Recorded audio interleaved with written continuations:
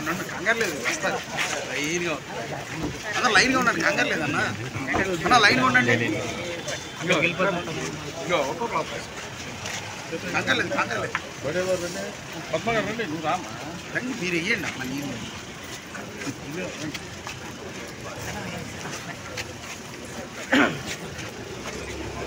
ఆగండి వాళ్ళు వచ్చేది త్వరగా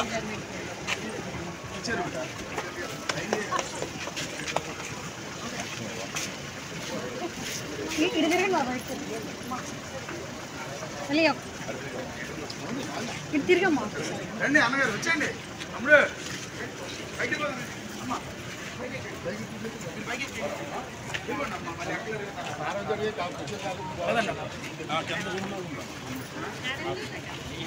నాని గారి నాయకత్వం నాని గారి నాయకత్వం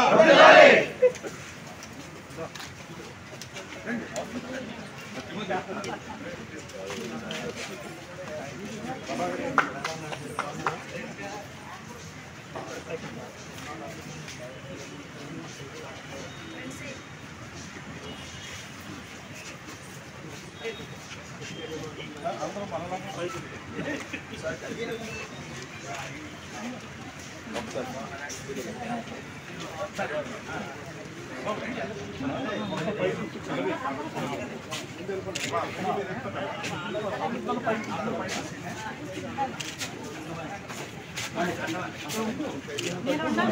చెప్పాల్సిన అవసరం లేదు. మా ఫాదర్ ఎక్స్పైర్డ్ రిటైర్డ్ మాస్టర్. మా ఫాదర్కి పెద్ద కొడుకు ఎవరంటే నాని గారే. 24 గంటలు మా ఫాదర్ పేరు జీ మాస్టర్ అంటారు. ఇంటికి పెద్ద కొడుకు అంటే నాని గారు అంటారు మా ఫాదర్. 50 డివిజన్లోకి వెళ్ళిన అత్యధిక మెజార్టీ మన 4వ డివిజన్ నుంచి మనం అందించబోతున్నాం.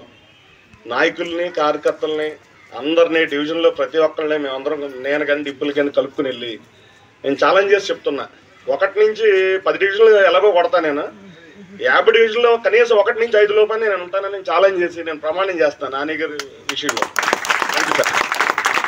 ప్రభాకర్ గారు 2 మాట్లాడి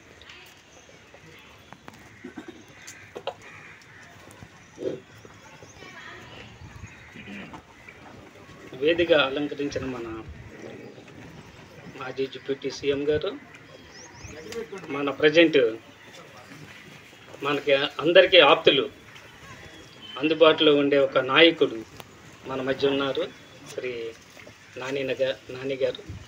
ఆయన ఈరోజు మన మధ్యకి రావడం చాలా ఆనందకరమైన విషయం. ఇది మీ అందరికీ తెలుసు. గడప గడపకు కూడా ఎంతో వ్యయ ప్రయాసాలకు కూర్చి ఆయన ఇంటింటికి తిరిగి ప్రతి వ్యక్తిని ప్రతి కుటుంబాన్ని కలిసి వారి యొక్క సాధక బాధలు విని అప్పటికప్పుడు డెసిషన్, అప్పటికప్పుడు దానికి సొల్యూషన్, ఏదైనా ప్రాబ్లం ఉంటే సొల్యూషన్ దానికి ఇచ్చి ప్రజలకి చాలా దగ్గరగా ఉన్న నాయకుడిగా ఆయన పేరు తెచ్చుకున్నారు. అలాగే నాని గారితో నాకున్న అనుబంధం ఇప్పటిది కాదు, చాలా కాలం నుంచి ఆయనతో అవి నాని గారిని చూసి మనం అందరం ఇన్స్పైర్ అవుతున్నాం. ఇప్పుడు ఎలా ఉండాలి అన్నది నాని గారిని చూసి మేము నేర్చుకుంటాం. నమస్కరిస్తూ మిగతా పెద్దలు, వేదిక మీద అలంకరించిన పెద్దలు వజ్జాని శ్రీను గారు, అలాగే ముఖ్యంగా ఎస్ఎంఆర్ పెద్దబాబు గారు, వారు ప్రతి మీటింగ్కి కూడా తప్పనిసరిగా హాజరయ్యి మన యొక్క 4th, 5th డివిజన్లో విషయాలన్నీ కూడా ముఖ్యంగా మాకు అత్యంత ప్రీతములు సుధీర్ బాబు గారు, డిప్యూటీ మేయర్ గారు, ఇంకా వేదిక మీద అలంకరించిన ప్రభాకర్ గారు, మాలచుడు, అలాగే మన రిషికేష్ గారు, ఇంకా ఇతర పెద్దలు మన మృణాలిని గారు, అందరూ శంకర చంద్రశేఖర్ గారు, ఇతర పెద్దలందరికీ నా మనస్ఫూర్తిగా శిరస్సు వంచి నమస్కరిస్తున్నా. ముఖ్యంగా నాది చిన్న ఆలోచన. మీ అందరికీ ఇప్పుడు మన కార్పొరేటర్ గారు చెప్పారు ఎన్ని గడపలో తిరిగింది అనేది. మీకు ముఖ్యంగా మీ మనసులో ఉద్దేశాన్ని బయటపెట్టండి. నేను అడుగుతున్న ప్రశ్న, మీ అందరికీ నవరత్నాల్లో భాగంగా అందరికీ నవరత్నాలు అందినయా లేదా ఒకసారి మీరంతా చెప్పాలని నేను కోరుతున్నాను. ఏమో అందుతున్నాయా అందరికీ? అదేవిధంగా ఆయన మాట తప్పడు. ఎలా అయితే నవరత్నాల్లో భాగంగా నవరత్నాలన్నీ మీకు ప్రజలకి చేరువ అవుతాయి అన్నారో అలాగే అన్నీ కూడా ఆయన చేరువ చేసి గౌరవనీయులు శాసనసభ్యులు శ్రీ ఆల్నాని గారికి, అలాగే మన కోఆప్షన్ సభ్యులు ఎస్ఎంఆర్ పెద్దబాబు గారికి, ఇడా చైర్పర్సన్ బొద్దాని శ్రీనివాస్ గారికి, అలాగే గౌరవ పెద్దలందరికీ కూడా పేరు పేరున, జేఏసీ ప్రెసిడెంట్ గారు మరి సుంకర్ చంద్రశేఖర్ గారికి,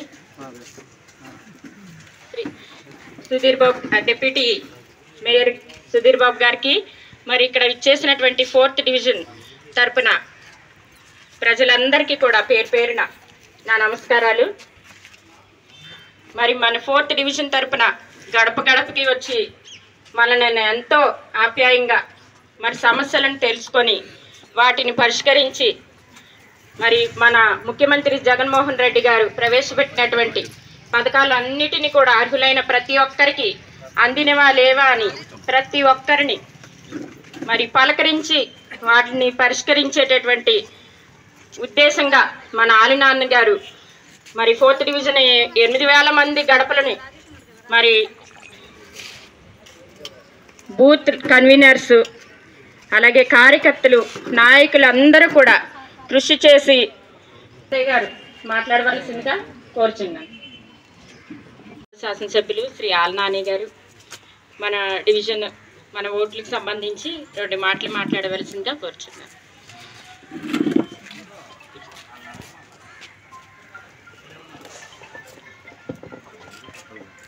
అందరూ బాగున్నారమ్మా?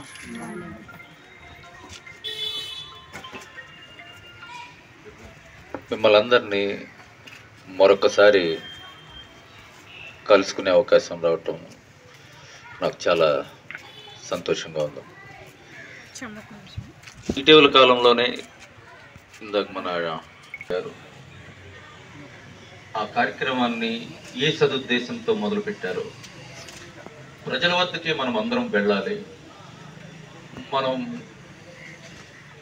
ప్రజలను మన దగ్గరికి రప్పించి మీ ప్రాంతాల అభివృద్ధికి, మీ కుటుంబంలో సమస్యల పరిష్కారానికి కృషి చేస్తానని ఏ విధంగా మీరు వాగ్దానం చేశారో, అదేవిధంగా ప్రజలు ఏదైనా కష్టం వచ్చినప్పుడు, వారికి ఏదైనా అవసరం వచ్చినప్పుడు వారు మీ దగ్గరికి వస్తే మీరు ఎలా ఆయా ప్రాంతాల్లో ఉంటారు, మీరందరూ వెళ్ళండి. వెళ్ళి ప్రతి ఇంటికి కూడా వెళ్ళండి. వెళ్ళి ఆ ఇంట్లో నవరత్నాల పేరు మీద వారందరికీ కూడా పేదవారు ఏదైతే ఈరోజు రాష్ట్ర వ్యాప్తంగా ఉన్నటువంటి మన దగ్గరికి వచ్చి నాకు రేషన్ కార్డు లేదని చెప్పుకునేటువంటి పరిస్థితి, చెప్పుకున్నా ఇచ్చేటువంటి పరిస్థితి గత ప్రభుత్వ హయాంలో ఉండేది కాదు. కానీ ఈరోజు ప్రభుత్వ ఆఫీస్కి వెళ్ళినా మాలాంటి ప్రజాప్రతినిధుల దగ్గరికి వచ్చినా ఆ సమస్య పరిష్కారం అవుతూ ఉంటుంది. కానీ ఆ సమస్య మన దగ్గరికి వచ్చి చెప్పుకోలేని వాళ్ళ ఇళ్ళకి మీరే వెళ్ళండి.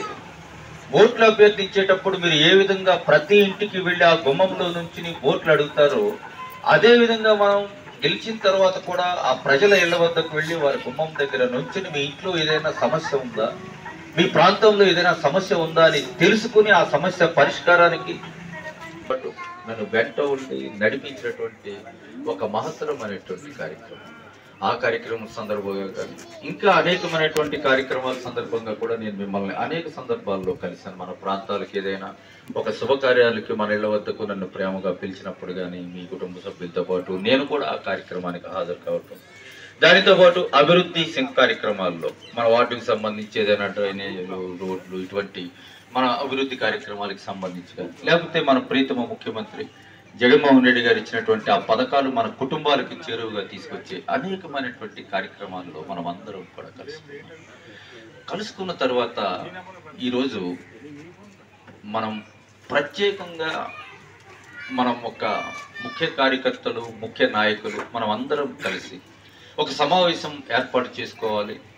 మనమందరం కూడా ఎన్నికల సమరానికి సిద్ధమవుతున్న వేళ రాష్ట్ర వ్యాప్తంగా ఉన్నటువంటి కోట్లాది మంది ప్రజలు రానున్నటువంటి ఎన్నికల్లో మన ప్రీతమ నాయకుడు జగన్మోహన్ రెడ్డి గారిని మళ్ళీ ముఖ్యమంత్రిగా మళ్ళీ చేయటానికి సిద్ధపడుతున్న వేళ, సిద్ధపడుతూ మళ్ళీ ఆ రాజన్న రాజ్యాన్ని మళ్ళీ గత 5 సంవత్సరాల పాటు మేము ఏ విధంగా అయితే ఆ రాజన్న రాజ్యాన్ని మేము కూడా తీసుకురావటంలో సంతోషంగా నిద్రపోయేటువంటి పరిస్థితి గతంలో ఎన్నడూ రాజశేఖర రెడ్డి హయాంలో కొనసాగినటువంటి ఆ సుపరిపాలన మళ్ళీ మన జగన్మోహన్ రెడ్డి గారి హయాంలో జరిగినటువంటి పరిస్థితుల్లో మళ్ళీ ప్రజలందరూ కూడా జగన్మోహన్ రెడ్డి గారిని ఆశీర్వదించడానికి మళ్ళీ ముఖ్యమంత్రిని చేయడానికి కూడా సిద్ధపడుతున్నటువంటి ఈ తరుణంలో మనం మరింత జాగ్రత్తగా మరింత బాధ్యతాయుతంగా ముందుకు వెళ్ళవలసినటువంటి అవసరాన్ని నేను మీ అందరికీ కూడా గుర్తు చేస్తూ ఉన్నా. ఎందుకు ఈ విధంగా రాష్ట్ర వ్యాప్తంగా ఉన్నటువంటి ప్రతిపక్షాలు దుష్ట శక్తులు అన్నీ కూడా ఏకమవుతూ జగన్మోహన్ రెడ్డి గారిని రాజకీయంగా అంతం చేయాలన్న ఒక కుట్ర. ఈ విధంగా మళ్ళీ జగన్మోహన్ రెడ్డి గారు కనుక ముఖ్యమంత్రి అయితే రానున్నటువంటి ముక్కుంటూ ఎంత కష్టమైన ముందుకు వెళ్ళేటువంటి పరిస్థితి అన్నాడు.